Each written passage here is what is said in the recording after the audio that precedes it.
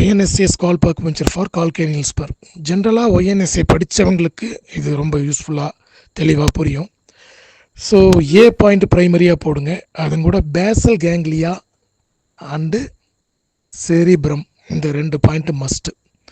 So அது மட்டும் இல்லாமல் லோயர் எக்ஸ்ட்ரிமிட்டிஸில் ஒர்க் பண்ணுறதால இது D and D1 to D6.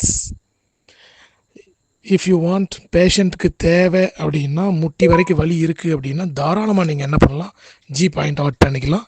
அதுங்கூட இன்னும் பெயின் கண்ட்ரோல் ஓரளவுக்கு தான் இருக்குது. இன்னும் கண்ட்ரோல் ஆகணும்னா H and I specific special point வந்து ஜே. இந்த பாயிண்ட்ஸ் எல்லாமே தாராளமாக கால்கேனியல் ஸ்பருக்கு ஆட் பண்ணிக்கலாம். சரிங்களா? ரொம்ப எஃபெக்டிவான பாயிண்ட்ஸு. ஸோ நீங்கள் ஸ்டார்ட் பண்ண வேண்டியது ஏலேருந்து ஸ்டார்ட் பண்ணால் ரொம்ப பர்ஃபெக்டாக இருக்கும். தேங்க்யூ.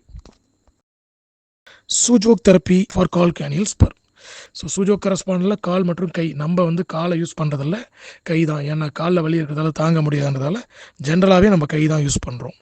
அப்போது அந்த பாயிண்டில் ஸ்பெஷலி வந்து அந்தந்த குதிக்காலுக்கு அந்தந்த கையில் இருக்கக்கூடிய நடுவிரலில் ஃபஸ்ட்டு கோடுக்கு மேலே இருக்கக்கூடிய புள்ளி பார்த்தோன்னே தெரியும் ஹீல் பாயிண்ட் அப்படின்னு. அதில் நல்லா மசாஜ் பண்ணணும்.